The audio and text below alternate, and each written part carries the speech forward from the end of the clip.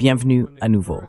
Aujourd'hui, nous sommes le 21 avril 2026 et nous avons le plaisir d'accueillir le colonel Douglas McGregor, vétéran décoré de combat, auteur et ancien conseiller du secrétaire à la Défense des États-Unis.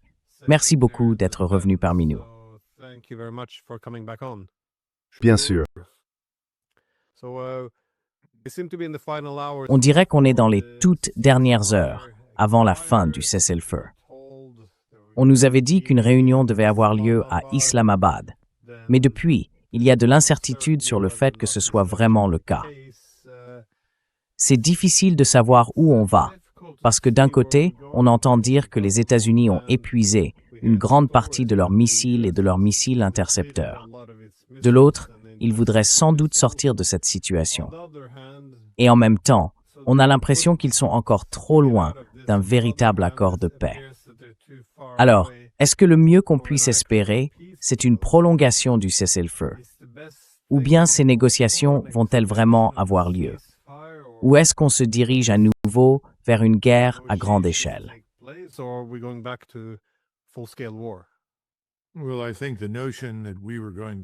Eh bien, je pense que l'idée selon laquelle nous allions reprendre des discussions à Islamabad a toujours été une fiction.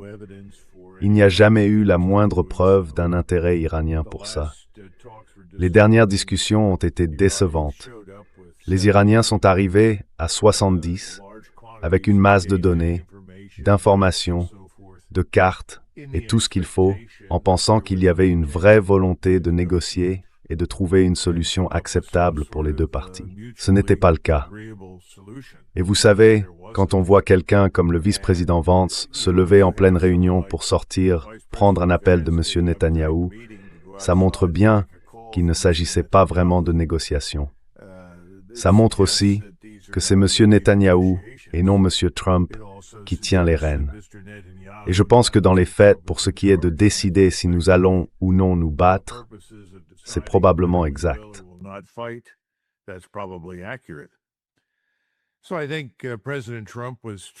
Je pense que le président Trump essayait encore une fois de calmer les marchés. Il l'a déjà fait plusieurs fois, en disant des choses manifestement fausses sur la probabilité que la guerre se termine plus tôt que prévu, ou en affirmant que les Iraniens étaient désespérés de négocier, alors que ce n'était pas le cas. Il voulait donner l'illusion, je suppose, que nous étions en train de gagner ce conflit dans le Golfe Persique. Ce n'est pas vrai. Et du coup, je pense qu'il n'y aura pas de négociation. Le cessez-le-feu expire demain à 3 heures du matin, heure iranienne.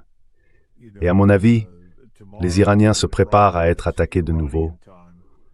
Ils se préparent aussi à la possibilité que nous frappions encore plus tôt.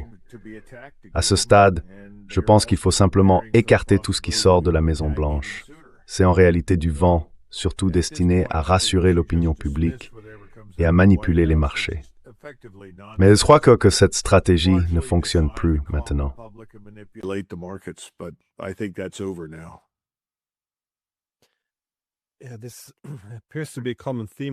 C'est un thème qu'on retrouve souvent avec Trump, déclarer la victoire, quoi qu'il arrive. On l'a vu avec le Yémen, et en fait, dans presque tous les cas. Il y a toujours une victoire, d'une manière ou d'une autre, peu importe la situation sur le terrain. Mais comment imaginez-vous que cette guerre soit menée justement? Si les informations qu'on lit sont exactes, la quantité de missiles utilisés représente une part très importante du stock américain. Jusqu'à quel point est-il raisonnable de poursuivre une guerre à ce niveau, avec une telle intensité? Est-ce que les États-Unis vont essayer de mener une guerre de faible intensité ou bien se concentrer sur une invasion terrestre? Ça ne semble pas possible de tenir encore 40 jours avec ce type d'opération. Bon, je vais répondre à cette question, mais avant ça, laissez-moi vous donner une sorte de vue d'ensemble stratégique, vue depuis l'extérieur. Je parle ici des gens du reste du monde qui observent ce que nous faisons et ce que fait l'Iran. De plus en plus, on nous perçoit comme une sorte d'autorité supranationale en devenir, qui cherche à imposer sa volonté à tout le monde partout. L'Iran, lui, a choisi de s'opposer à cela. Et le monde entier est très attentif à voir comment tout cela va se terminer. Nous avons toujours eu la capacité de projeter notre puissance, et je dirais même depuis 1899. En fait, c'était tout le but de la grande flotte blanche du président Teddy Roosevelt.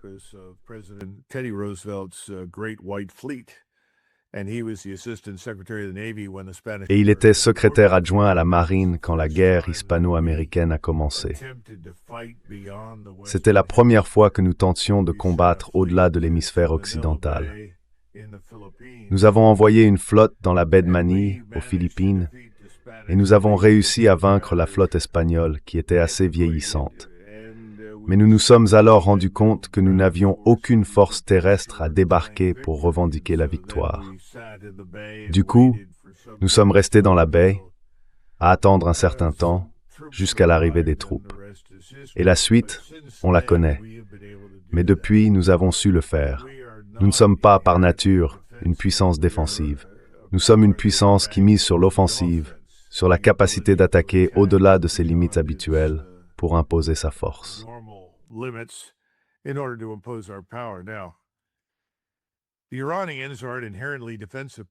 Les Iraniens sont par nature une puissance défensive. Ils dépensent peut-être 1%, 2% au maximum, de ce que nous consacrons à la défense. Et leurs investissements vont essentiellement dans des armes à vocation défensive. Contrairement à la propagande israélienne incessante et à celle de leurs relais qui dominent nos grands médias, les Iraniens n'ont en réalité qu'une capacité très limitée à agir au-delà de leurs propres frontières. Ils sont donc dans une posture stratégique de défense. Et si on compare les deux camps, l'un opère à 6 ou 7 000 milles de sa base logistique et industrielle, tandis que l'autre agit en gros depuis son propre territoire. Résultat, comme on dit au basket, il joue à domicile.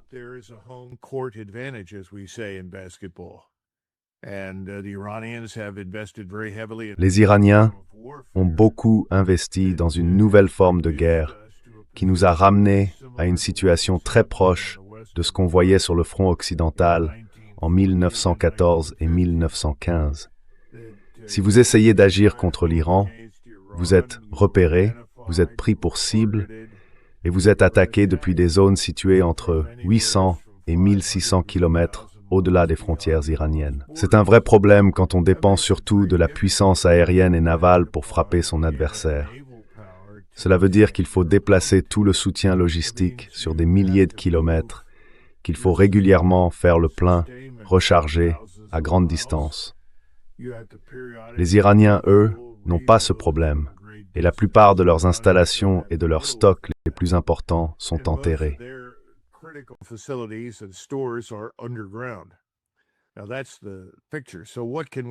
Voilà la situation. Alors, à quoi peut-on s'attendre maintenant? Je pense que nous avons reconstitué nos stocks sur le théâtre d'opération.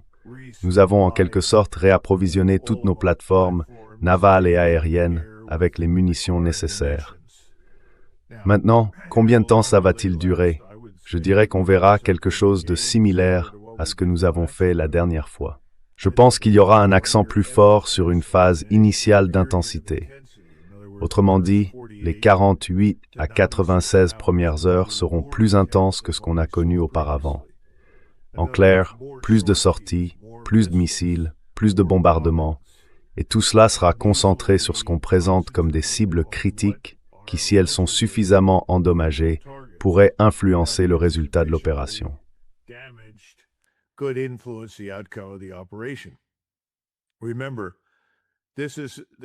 Souvenez-vous, il s'agit d'une opération aérienne et de missiles. Ça veut dire que tout dépend des cibles que vous choisissez.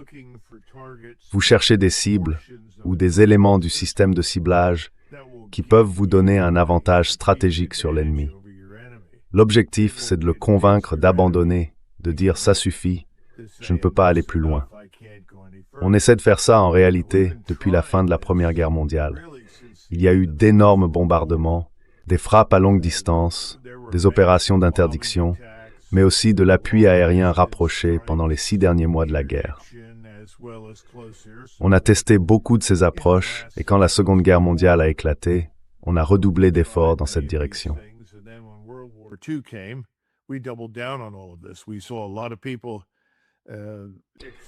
On a vu beaucoup de gens expérimenter différentes approches pendant la guerre civile espagnole.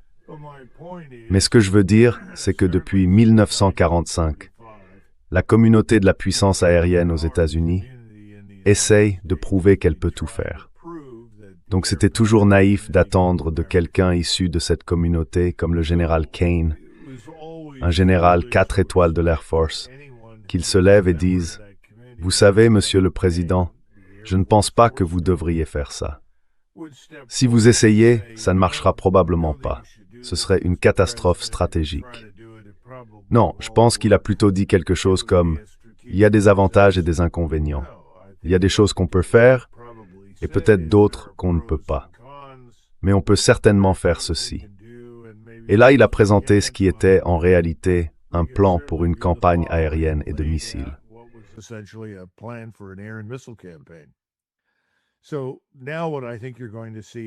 Alors, ce que je pense que vous allez voir maintenant, c'est une ouverture beaucoup plus intense. Cette première salve sera conçue pour être, selon les mots du président Trump, une opération destinée à gagner la guerre. Ce sera d'une fureur et d'une puissance telles que les forces iraniennes, comme la population, ne s'en remettront pas. Autrement dit, l'objectif, désormais, c'est de détruire l'État iranien. Il faut bien comprendre ça. Quand on commence à frapper les ponts, les réseaux routiers et ferroviaires, les centrales électriques, les usines de dessalement, les infrastructures pétrolières, là on parle de la destruction de l'État. On dépasse le cadre des cibles militaires jugées essentielles pour se concentrer surtout sur les infrastructures vitales. Et je pense que c'est exactement ce que vous allez voir maintenant. Nous avons fait la même chose pendant la Seconde Guerre mondiale. Les résultats ont été mitigés. Et avec le recul, les deux choses les plus importantes que nous ayons faites pendant cette guerre, c'était celle-là.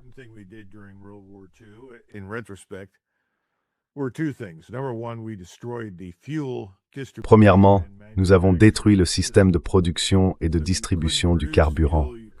Donc, il était impossible d'en produire ou d'en redistribuer. Ça a ouvert la voie aux armées soviétiques à l'Est. Ensuite, la deuxième conséquence, c'est qu'il était impossible de ravitailler l'armée de l'air. Et ça voulait aussi dire que toutes les forces aériennes étaient concentrées sur la protection des villes. Or, les Iraniens n'ont pas d'armée de l'air. Le président parle de la détruire, mais en réalité, ils n'en ont plus une d'importance depuis le départ du Shah. Ils ont très peu d'avions. Ce n'a jamais été un acteur majeur, tout comme la marine d'ailleurs. La marine se compose surtout de vedettes rapides, de sous-marins sans équipage et de navires de surface autonomes conçus pour opérer dans le golfe Persique, pas beaucoup plus loin.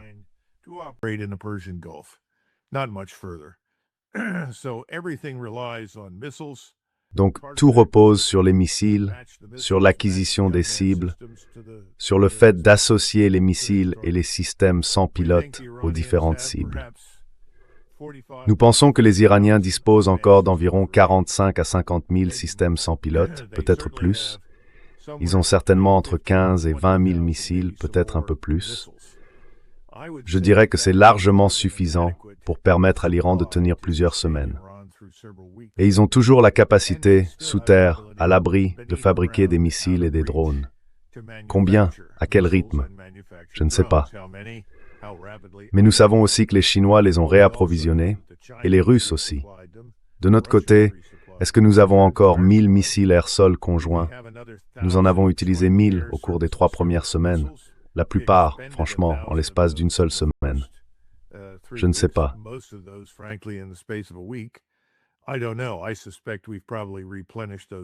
Je pense qu'on a probablement reconstitué ces stocks.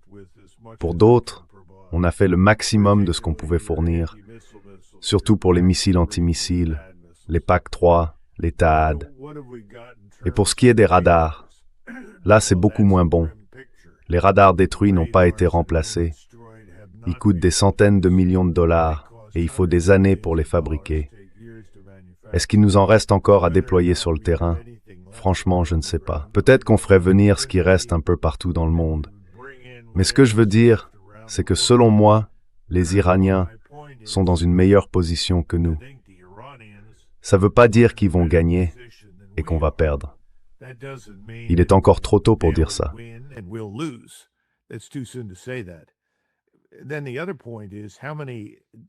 L'autre question, c'est combien de bombes à guidage de précision avons-nous? Et est-ce qu'on a aussi des bombes non guidées?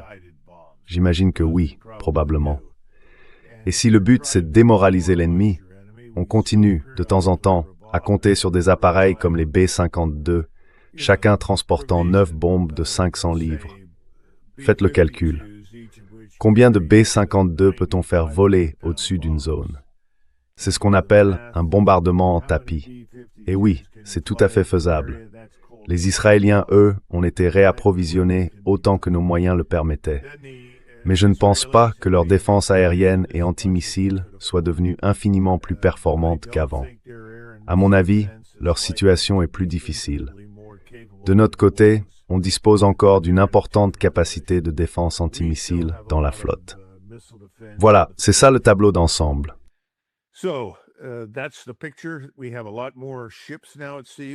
On a beaucoup plus de navires en mer maintenant. Il y a plus de porte-avions, plus de pilotes, plus d'avions. Je pense qu'on a remplacé les pertes des KC-135, les avions ravitailleurs. Donc à mon avis, on se prépare à quelque chose de similaire à ce qu'on a déjà vu, mais beaucoup plus intense dès le départ. Maintenant, tu me parlais des troupes au sol. Ce que je trouve intéressant, d'après les rapports que tu lis, parce que moi je suis pas dans la boucle, je n'assiste à aucune de ces réunions, c'est que je ne fais que rapporter ce qu'on entend dire, Glenn. Autrement dit, je lis ce que publie le New York Times, le Washington Post, qui reçoivent leurs informations de la CIA, de la NSA et du Pentagone.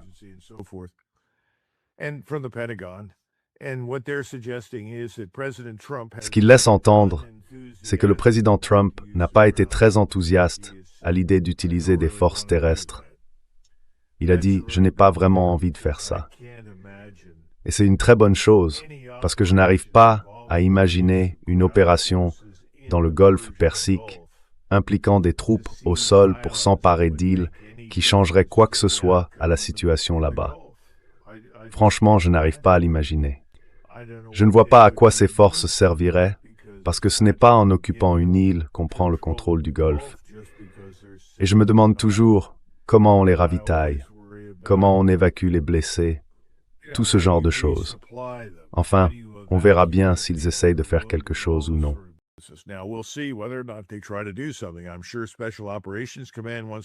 Je suis sûr que le commandement des opérations spéciales veut agir. Je serais très surpris que les gens de l'armée et des marines n'aient pas envie de faire quelque chose.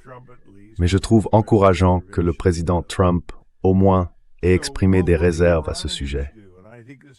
Alors, que vont faire les Iraniens? Et je pense que c'est un point très important.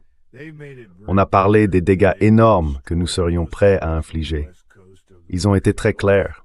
Ils détruiraient la majeure partie de ce qui se trouve sur la côte ouest du golfe Persique.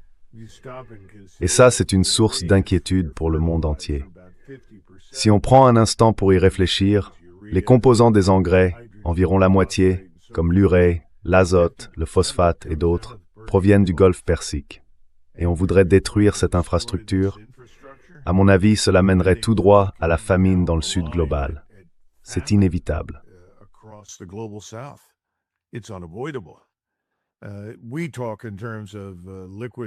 On parle de gaz naturel liquéfié et de pétrole. Ce sont déjà des problèmes.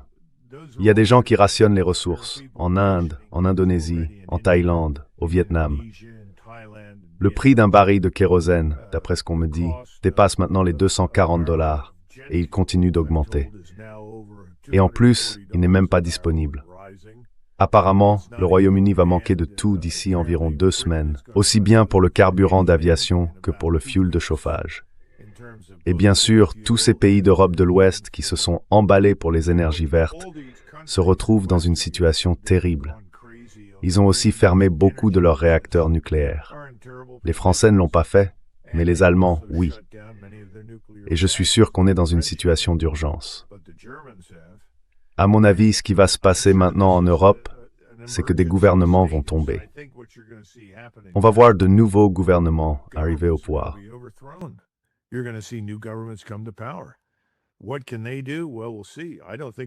Que peuvent-ils faire? Eh bien, on verra.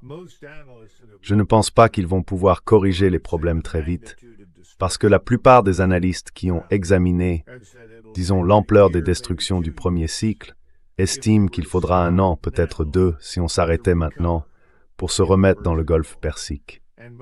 Et la plupart des gens, en comprenant ce que je viens de vous décrire, en concluent, à juste titre, je pense, qu'il faudra plutôt entre 5 et 10 ans pour s'en remettre. Et on ne sait même pas très bien ce que s'en remettre veut dire, parce qu'une grande partie des infrastructures du Golfe ne sera peut-être jamais reconstruite. Je veux dire, il se peut tout simplement qu'on décide de ne pas y retourner. Et si quelqu'un y retourne, je dirais que ce sera probablement la Chine. Parce qu'en ce moment, sur le plan mondial, comment dire, quel est le bon mot?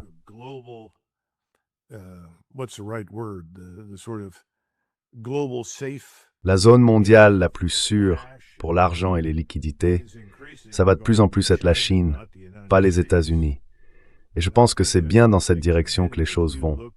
Si on regarde simplement les marchés du crédit, les gens iront emprunter en Chine, pas aux États-Unis. Et à mon avis, le pétrodollar est déjà mort. Reste à savoir si le yuan va le remplacer. Personne ne peut le dire. C'est possible. Mais il se pourrait aussi que ce soit un panier de devises.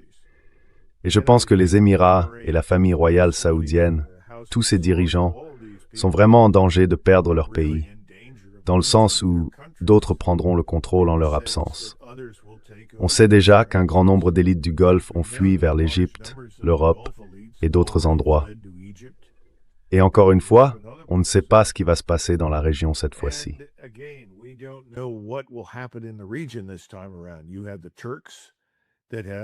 Les Turcs, à mon avis, se sont préparés cette fois-ci à être beaucoup plus impliqués qu'ils ne l'étaient auparavant. Les Égyptiens aussi, d'ailleurs. Je ne vois pas très bien comment Israël peut s'en sortir dans tout ça. Parce que les raisons que les Iraniens pouvaient avoir autrefois de faire preuve de retenue n'existent plus. Et je pense qu'ils l'ont clairement fait savoir. Ils sont prêts à passer en mode guerre totale. Nous n'avons jamais fait ça. Et la leçon de l'histoire, c'est que celui qui passe en mode guerre totale, surtout au XXe siècle, a plus de chances de l'emporter s'il le fait tout de suite que celui qui ne le fait pas. Rappelez-vous, on oublie souvent qu'Hitler n'a totalement mobilisé l'État, la nation et le peuple allemand pour la guerre qu'à la mi-1943. Comment pouvait-on mener une guerre sur plusieurs fronts comme ils l'ont fait et espérer gagner?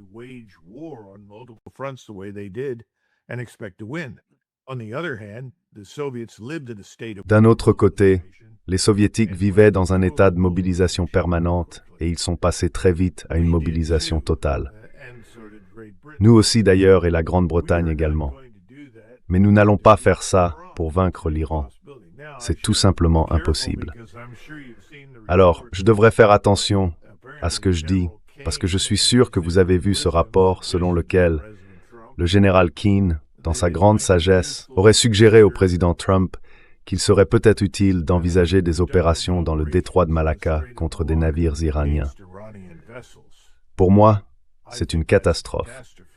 Mais ce n'est pas rare, quand on est déjà en train de perdre une guerre, de penser qu'on pourrait l'étendre à d'autres zones pour masquer la défaite à un endroit et, au bout du compte, espérer la transformer en victoire ailleurs.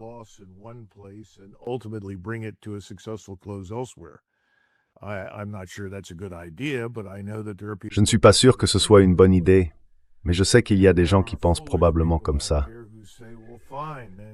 Et il y a aussi des gens un peu irréfléchis qui disent « Très bien, dans ce cas, on va aussi bloquer les navires chinois, puisque, après tout, les Chinois soutiennent les Iraniens. » Eh bien, c'est exactement comme ça qu'on risque d'étendre encore davantage la guerre.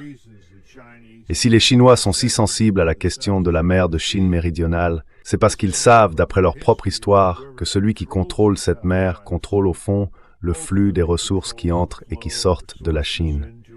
La Royal Navy l'a fait, les Français l'avaient fait avant elle, et plus tard la marine impériale japonaise l'a fait à son tour. En résumé, je ne vois ici aucune bonne nouvelle, aucune nouvelle direction positive.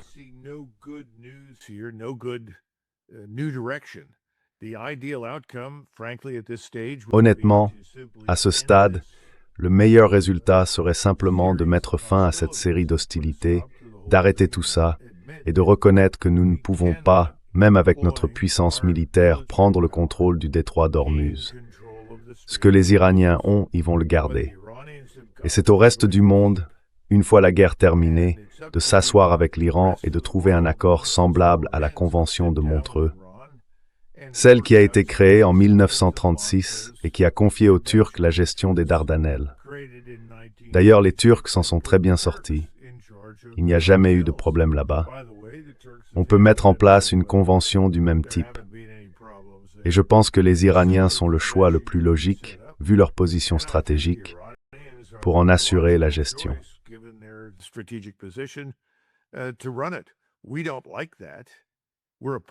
On n'aime pas ça. On est contre, mais on oublie sans arrêt qu'on n'habite pas là-bas, Glenn. Tu vois, on ne vit pas en Asie, on ne vit pas en Europe, on ne vit pas en Afrique, on vit dans l'hémisphère occidental.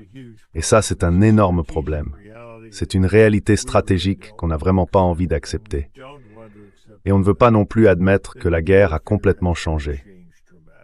Avec la bonne combinaison de missiles, de systèmes sans pilote, de surveillance spatiale et de bonne communication, de commandement et de contrôle, une puissance bien plus petite avec beaucoup moins de ressources, peut-être bien plus efficace contre une puissance maritime et aérospatiale qui n'a pas ces avantages.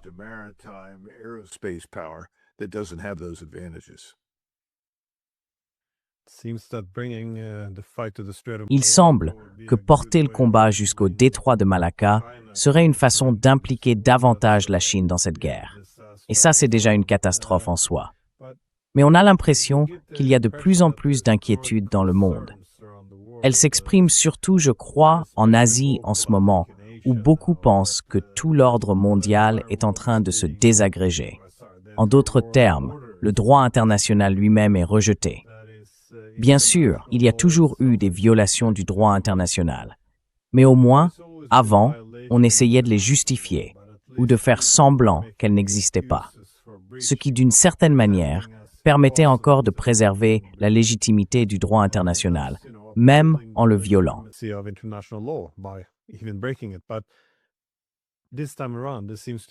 Mais cette fois, on dirait qu'il s'agit plutôt de le contester, au moins en partie. Je me demandais, quelle est selon vous la vision d'ensemble à l'échelle mondiale? Est-ce qu'on assiste à un démantèlement délibéré de l'ordre mondial? On voit des réactions très fortes un peu partout, et pas seulement sur le plan économique. Il y a une résistance massive, surtout en ce qui concerne l'Iran.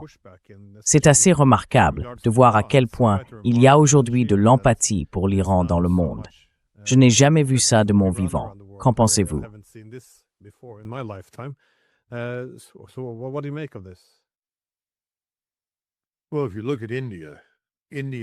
Eh bien, si on regarde l'Inde, elle se voit un peu comme dépendante d'une sorte de rallonge électrique dont une extrémité est branchée en Inde. Disons pour simplifier que la prise se trouve à Mumbai et le reste du câble passe par le golfe Persique et se branche dans les différents États pétroliers, les Émirats, l'Iran et ainsi de suite. Et puis tout à coup, cette rallonge a été arrachée du mur. C'est quelque chose que les Indiens n'avaient vraiment pas prévu. Personne ne semblait imaginer qu'il puisse y avoir une raison de perturber le flux de ressources venant du Golfe vers l'Inde. Mais il faut savoir que l'Inde fait aussi environ 180 milliards de dollars de commerce par an avec le Golfe Persique. Donc, pour elle, une énorme quantité d'échanges, d'argent et de ressources circulent dans les deux sens entre l'Inde et le Golfe. Et l'Inde reste très attachée au respect des lois et des normes internationales.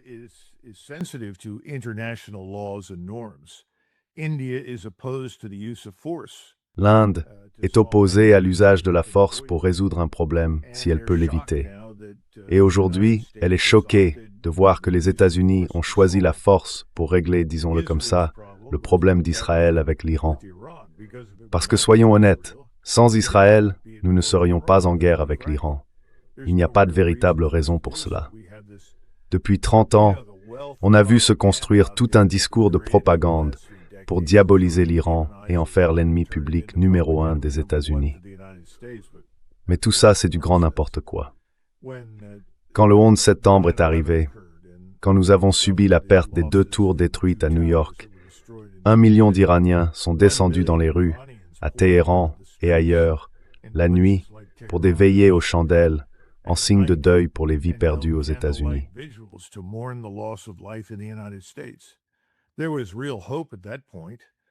À ce moment-là, il y avait un vrai espoir qu'une relation plus constructive puisse naître de cette tragédie. Ils ont vraiment fait des efforts, et nous, en gros, on leur a craché au visage. C'est regrettable. Ils nous ont soutenus d'une manière que la plupart des gens ignorent.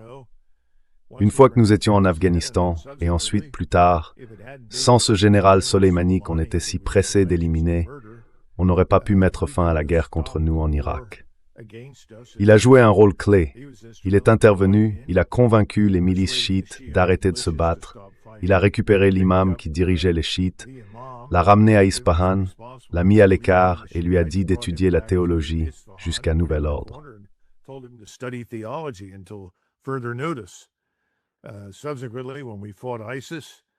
Par la suite, quand nous avons combattu Daesh, ces milices chiites ont libéré des chrétiens, des sunnites, des yézidis, des druzes, tous ceux qui étaient opprimés par Daesh. Et elles se sont battues très durement à nos côtés, pas contre nous. Tout cela a été balayé au profit de l'agenda d'Israël.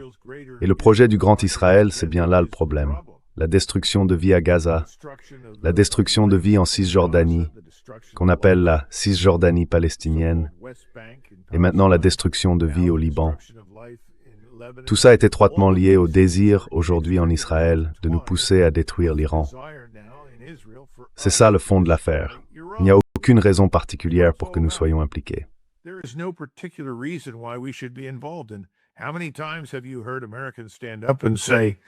We're not really dependent upon the resources in the Gulf.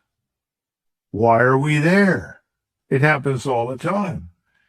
But we've had this long-term agreement that enshrined the petrodollar as the currency for the purchase and bartering sale of oil. Now that's being destroyed. I don't think we're going to ever see that come back again. That's been a cornerstone in the edifice of our prosperity because we came out of the Vietnam War completely broken financially. We could not cope. That's the chief reason we came off the gold standard. And that also then made the petrodollar preeminent. This was Nixon's way of extricating ourselves from this terrible economic disaster that LBJ, President Johnson and his friends had created. C'est du passé maintenant. Well, all of that's water under the bridge now. I think we're out of the Gulf, and I don't. Je pense qu'on est sorti du Golfe, et je ne crois pas qu'on y retournera. C'est pour ça que j'ai dit qu'on ne peut pas se permettre d'y retourner, parce qu'on n'a pas les moyens de financer ce qui est nécessaire là-bas. Seule la Chine peut le faire. Donc toute cette guerre a été, sur le plan stratégique, un véritable désastre pour nous. La chose intelligente à faire maintenant, c'est d'y mettre fin. De dire clairement, cet instrument n'est pas le bon. On s'est trompé. On n'aurait pas dû faire ça. On va essayer de trouver une autre voie. On cherche de l'aide d'autres acteurs pour nous aider à médiatiser tout ça. Mais ça veut dire qu'on doit se comporter comme une puissance normale dans un système multipolaire. Et tu sais, Glenn, à Washington, il n'y a aucun appétit pour ça. On veut être l'autorité supranationale. On veut fixer les règles du jeu, dominer le jeu et le gagner. C'est fini. Cette époque est révolue.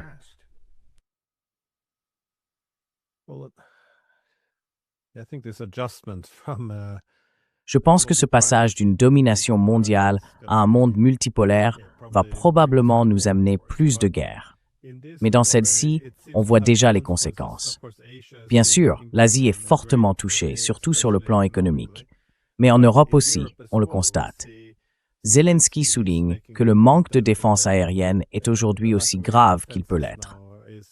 En même temps, alors que les armes commencent à manquer, il se plaint que les États-Unis manquent de respect envers son pays, parce que vous savez, Blinken est allé à Moscou, mais pas à Kiev. On voit aussi l'Union européenne se plaindre que les armes américaines censées être envoyées à l'Ukraine sont retardées ou détournées. Les Européens parlent d'un OTAN sans les États-Unis, un autre type d'OTAN, en quelque sorte. Et pendant que la situation continue de se dégrader, les Européens, eux, semblent toujours vouloir aller plus loin dans l'escalade.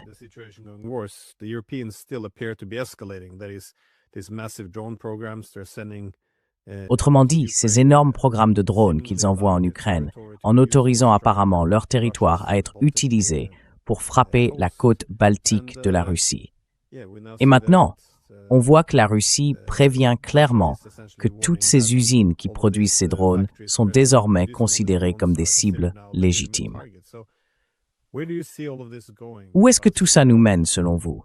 Parce qu'il semble, je ne sais pas trop comment le dire, qu'il y ait une sorte de, pas de panique, mais d'illusion collective. Je ne trouve pas vraiment le bon mot pour décrire ce qui se passe en Europe en ce moment. Mais oui, il n'y a pas beaucoup de réflexion stratégique. C'est juste cette obsession de vouloir absolument vaincre la Russie. Pourtant, les armes commencent à manquer. Le manque de capacité semble être compensé par un langage de plus en plus agressif, en ignorant toutes les lignes rouges. Alors, d'après vous, où tout cela va-t-il nous conduire?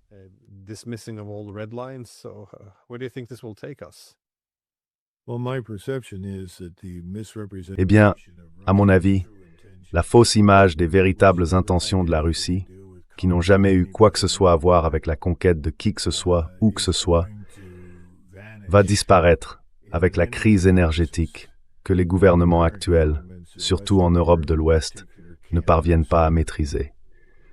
Je pense que ce sera la goutte d'eau qui fera déborder le vase. Les dirigeants mondialistes qui veulent maintenir cette guerre contre la Russie ne pourront plus le faire parce qu'ils seront chassés du pouvoir.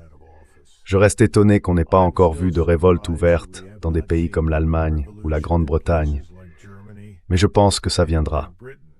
La situation en Angleterre, en Écosse, en Irlande et au pays de Galles est vraiment mauvaise. On a déjà vu les Irlandais descendre dans la rue. Et je crois qu'Aworth Force doit faire de même.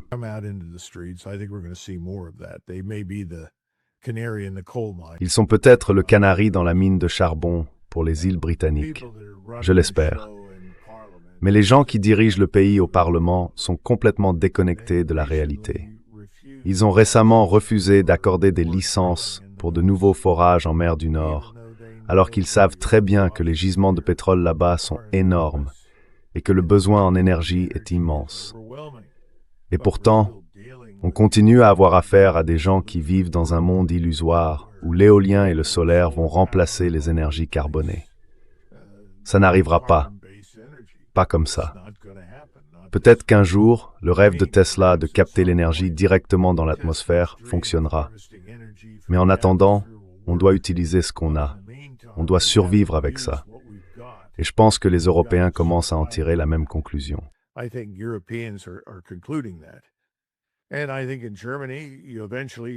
je pense qu'en Allemagne, tôt ou tard, on va revenir au statu quo. Ces gens qui dirigent aujourd'hui vont partir et il faudra redémarrer les centrales nucléaires. Et une fois qu'ils auront écarté ces dirigeants, ils devront se réconcilier avec Moscou. Et ils ont raison de le faire.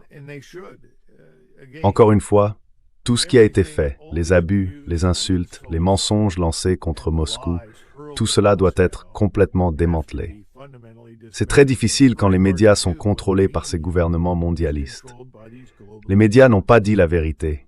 Ils ont présenté l'Ukraine comme une sorte de groupe lumineux de patriotes se battant désespérément pour leur liberté. C'est n'importe quoi. Les Ukrainiens ont été préparés dans le but d'attaquer la Russie. Par nous. Nous avons encouragé cela, nous l'avons entretenu.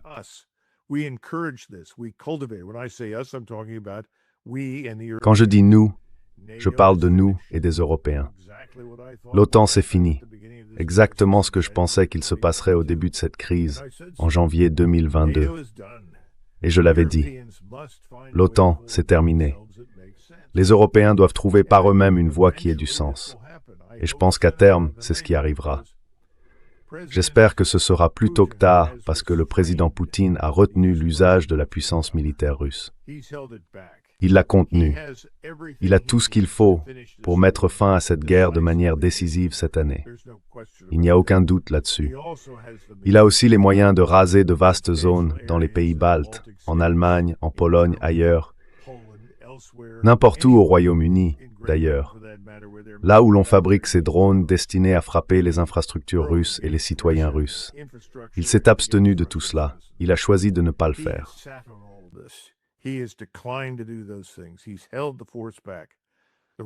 Il a retenu la force.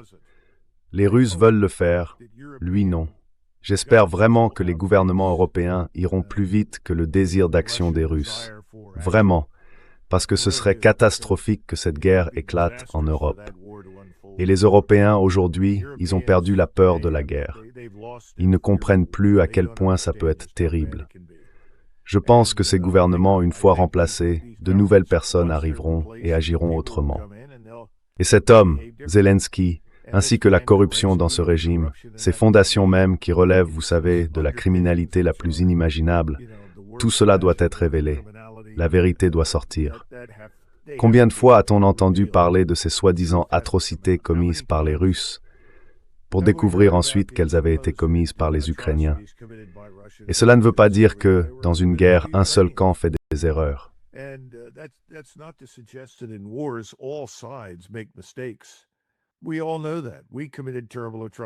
On le sait tous.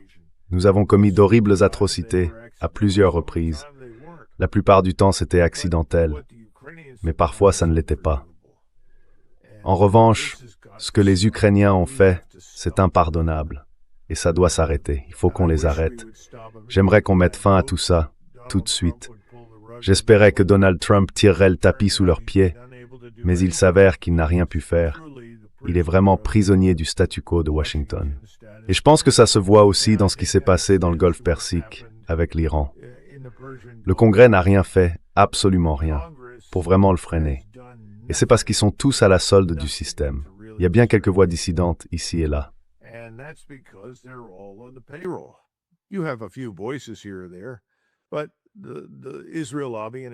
Mais le lobby pro-israélien et ses relais aux États-Unis ont fait en sorte que l'argent aille à ceux qui soutiennent Israël.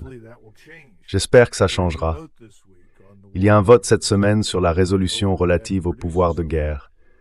J'espère que ça donnera quelque chose, mais je ne suis pas optimiste. Il y a trop d'inertie dans le système. Et Donald Trump, lui, il ne peut pas dépasser les 3 règles qu'il a apprises de Roy Cohn. Je suis content que d'autres aient fini par le remarquer. J'ai attendu longtemps avant d'en parler, parce que j'espérais que ce ne serait pas le cas. Mais il faut être honnête, ça l'est. Ces 3 règles, c'est nier, nier, attaquer, attaquer, et tout transformer en victoire. Et c'est exactement ce qu'on voit.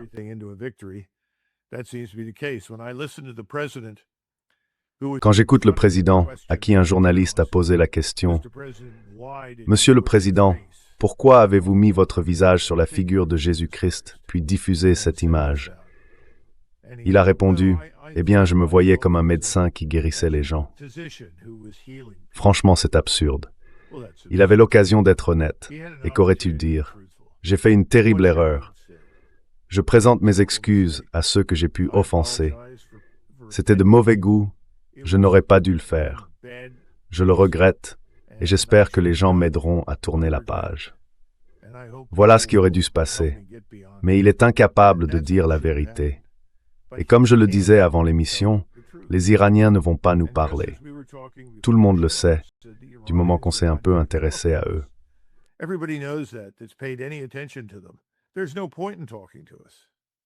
Ça ne sert à rien de nous parler. Souvenez-vous, eux aussi ont regardé notre petite soirée avec M. Poutine à Anchorage. Et qu'est-ce qu'on a fait? On est arrivé les mains vides. Et le président Trump semblait penser qu'il allait séduire les Russes pour qu'ils fassent tout ce qu'ils voulaient afin de pouvoir sortir de là en prétendant qu'il était ce héros qui avait gagné la guerre. Les Russes, eux, sont venus avec des propositions, du contenu concret. Les Iraniens sont arrivés à Islamabad avec un groupe d'environ 70 personnes, avec des documents solides. Ils pensaient qu'ils étaient là pour vraiment négocier une solution. Ils ont découvert que ce n'était pas du tout ça. Tout, depuis le début, tourne autour de la même chose. il faut se soumettre à Israël. Vous acceptez les exigences d'Israël et la guerre s'arrête. You submit to Israel's demands, the war stops. Well, here's a newsflash. Eh bien voilà une nouvelle, ça n'arrivera pas. Oui, cette stratégie du déni, de l'attaque, puis de la victoire proclamée, elle a un coût énorme. Je comprends qu'on puisse penser qu'elle apporte certains avantages, mais comme ici, avec cette image de Trump en Jésus, au final, c'est bien pire. On peut dire la même chose pour l'Iran, quand les États-Unis ont tué toutes ces petites filles. S'il était simplement sorti pour dire « Vous savez que c'était sans doute un accident », ce qui me paraît raisonnable à supposer, les choses auraient été différentes.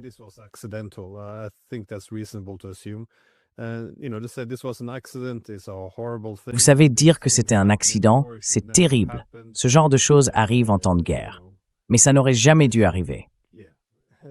Vous voyez, on aurait pu clore l'affaire comme ça. Mais à la place, cette idée que Iran lancerait des Tomahawks sur ses propres écoles, franchement, ça rend la situation encore pire. Et ça maintient, disons, la plaie ouverte.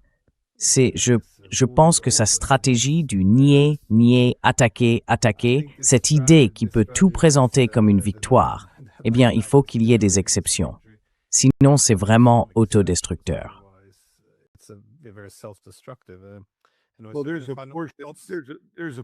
Eh bien, il y a une partie de sa base qui le soutient, qui croit en quelque chose qui était très répandu aux États-Unis, surtout entre la fin du 19e et le début du 20e siècle. Et il y a cette phrase « Mon pays, qu'il ait tort ou raison, c'est toujours mon pays ». Autrement dit, quoi que fasse ton pays, tu le défends jusqu'au bout. Mais on pourrait penser qu'à ce stade, nous aussi, comme toutes les grandes puissances, avons commis des erreurs à un moment donné, et les reconnaître, c'est la seule façon d'aller au-delà. Mais lui, ce n'est pas l'homme pour ça. Il ne cesse de répéter à tout le monde, « Nous avons la meilleure armée du monde. » Oui, nous avons la meilleure armée du monde, mais conçue pour refaire la Seconde Guerre mondiale. Ce n'est pas celle dont nous avons besoin. Et ce n'est plus celle qu'il nous faut depuis 1991. Mais au lieu de le reconnaître, il continue de dire à tout le monde « Oh, j'ai reconstruit l'armée pendant mon premier mandat. »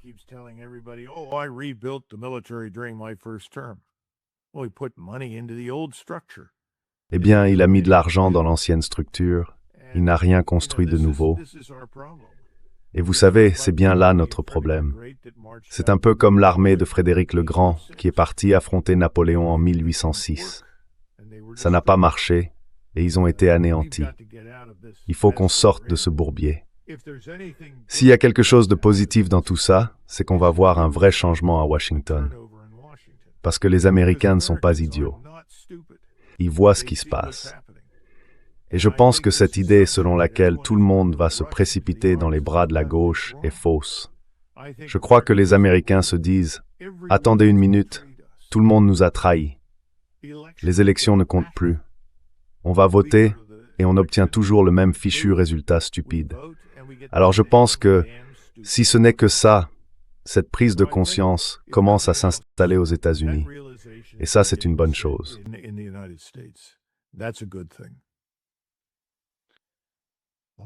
Eh bien, colonel, merci d'avoir pris le temps de partager votre point de vue. Comme toujours, c'était très intéressant. Très bien. Merci, Glenn. Thank you, Glenn.